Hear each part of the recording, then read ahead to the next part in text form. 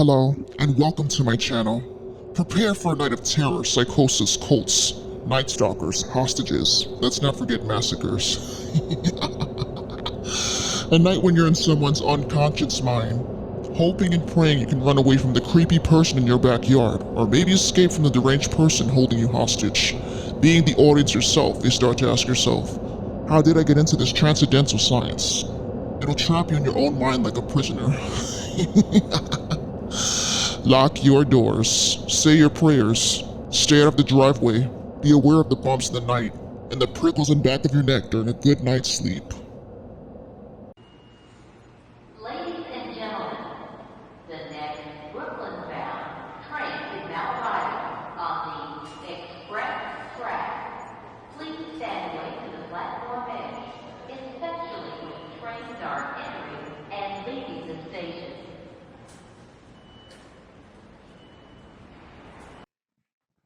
As a native New Yorker, I never feared taking the MTA at night.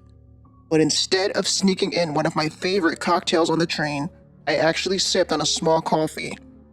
It was 10 p.m., and I was anxious to watch one of my favorite reality shows. I was eager and desperate to watch it. I realized I didn't hit the record button on my cable before leaving the house earlier that day. In my local borough of Brooklyn, I just passed Avenue H. I was about to be on Newkirk Plaza. Right after Newkirk Plaza, I realized the train was going pretty slow. It was fortunate that I was sipping on my coffee very slowly because I thought it was going to be one of those nights where there was another train ahead of me and that we would all be delayed for a few minutes.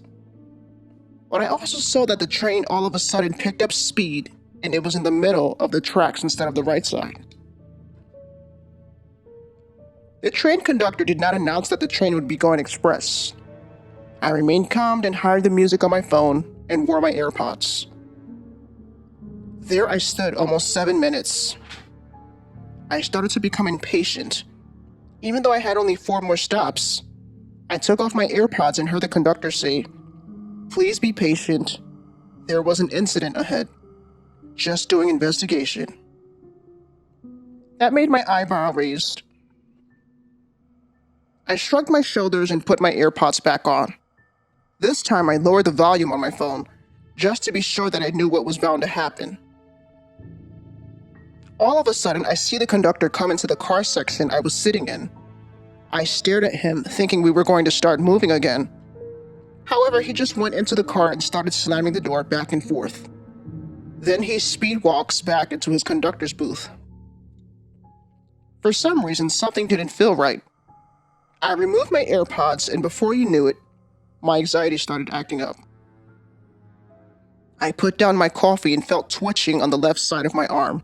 I started taking deep breaths, but it wasn't working. I realized I was the only one who was nervous. Other passengers were chatting on their phones, reading a book, and one was complaining. Out of nowhere, I hear another conductor say, "Everyone remain seated. There is an explosive on the train. Do not move.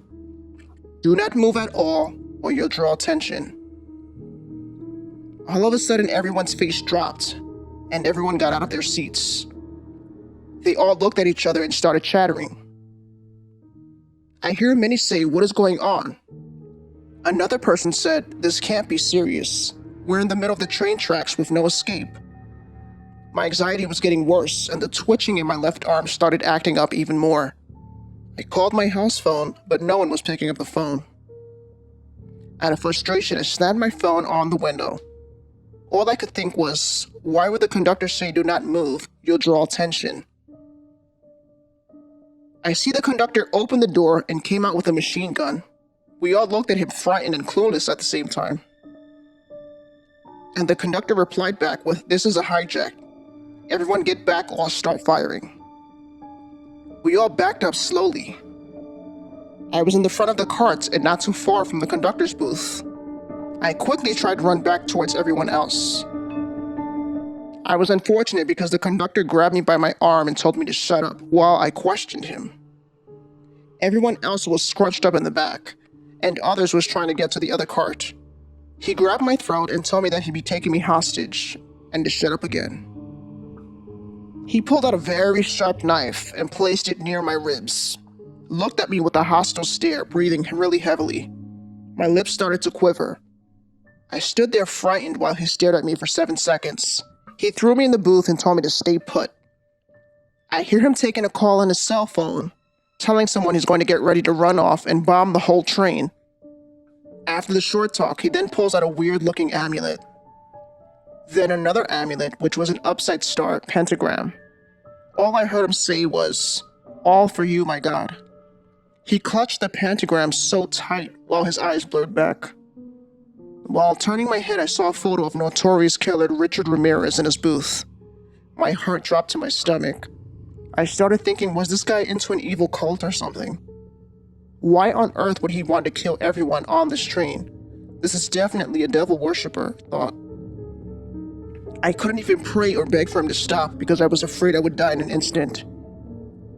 He opens the door in the booth and tells me if I move a muscle, he will machine gun me from head to toe, and pointed the gun towards my throat. I closed my eyes and raised my shoulders, while I tucked my head in like a turtle without saying a word, with tears running down my face. He turns around and starts preparing the bomb. I remember I had pepper spray and a pocket knife in my bag. My heart was racing. But I said, fuck it. There's no way my life is going to end so soon. I pretended I had an evil force in me. And without fear, I grabbed my pocket knife and ran into him, stabbing him in the back. He screamed and grunted loud. Before backing away, I sprayed his eye with my pepper spray. I jumped out of the booth, leaving my purse behind.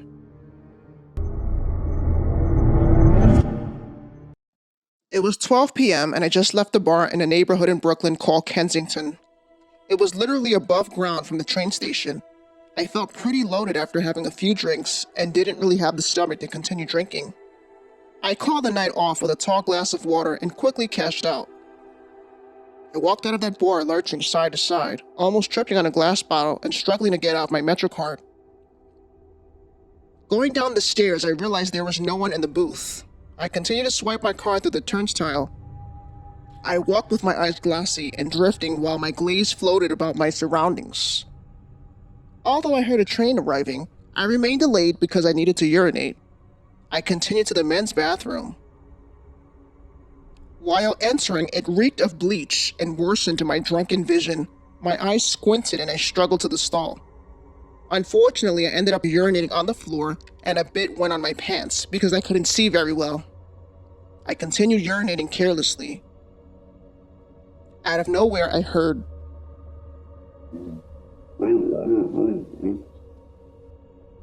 My heart felt like it was beating out of my chest. But then I heard a thumping coming from 2 stalls away from me. I ran out and slipped on what looked like liquid fuel. I struggled trying to get up. I slowly lifted up my head and saw a guy about 5'11" with a ponytail and high cheekbones. I finally got up and noticed he was squirting the liquid fuel all over the bathroom. He then squirts it towards my direction. Whoa, I blurted out with my hands up. I'm just leaving. He shakes his head and walks towards me. My eyes widened and I stood there paralyzed and frightened. He squirts the fuel on me and it landed on the bottom of my jeans. He then takes out a metal stick. I'm pretty sure his intention was to hit it against the liquid fuel to start a fire, but I had no idea if the sicko had a piece on him. I moved slowly, trying to escape the scene with my hands still surrendering. He just stays there slowly, turning his body towards my direction, until he grunted at me. I jumped and ran out, finally escaping. I felt ashamed because I was never the type to back down during a man-to-man fight, but this weirdo was definitely nothing close to a fighter. More like a catatonic villain in a slaughter movie, only without the mask. It was 5 p.m. during a chilly night, and I was halfway home on the D train on my way back to my Bronx apartment. On the stop at 161st Street Yankee Stadium, about 5 passengers left the cart I was in, leaving me with just 2 males. We locked eyes for 3 seconds, but when I went about my business scrolling through my phone, 6 more stops were left. 7 minutes later, I was ready to get off 205th Street. I noticed two men got off of me. For some reason, I had a gut feeling like something unusual was going to happen. It felt strange that they were about 4 feet away from me, walking super slow with their heads down, knowing that there was so much space on a platform to walk on. I started speeding it up, and it actually looked obvious that I was scared. I then went up a slope in order to exit. I hear huffing and puffing getting closer to me. That's all it took for me to want to walk faster and faster. All of a sudden, one of the boys grabbed me by the purse. I screamed and lost grip of my purse, letting them have it. However, I thought he'd leave me alone. After I let go of my purse, the other guy grabs me by the arms and puts his forehead against mine, disturbingly telling me to follow us. However, I thought they'd leave me alone after I let go of the purse, but the other guy grabbed me by my arms and then put his forehead against mine, and then disturbingly tells me, "Follow us, follow directions." He told me that he had something to show me, but I struggled trying to get away. I was brought to the end of the platform. I noticed the other guy pulled out a satanic Bible, while the other guy holding me kept me in a headlock. The guy with the satanic Bible looked like he was not reading anything, but just pretending to chant, and spun around. He reached for a blade in his pocket. All I could do was scream horridly. It also seemed like he wanted to throw me on the platform to have a train run over me. A switch in my brainstem is no longer immobilizing me. My muscles moved freely while I kicked and struggled to get away, to later being thrown on the platform and seeing a bright light flashing towards my direction. I struggled trying to scream, but it felt like my voice box was no longer in my throat. 5 seconds later, I felt someone rocking me back and forth, and I opened my eyes feeling drowsy. I woke up in a corner near the MetroCard booth. I saw a guy shaking me and asking me, "Miss, are you okay?" You were on the floor. I couldn't tell if you were conscious or not. You were kicking but with your eyes closed. I felt clueless and didn't understand how I ended up near the booth. I couldn't tell if I fell asleep on the train or maybe had a false awakening.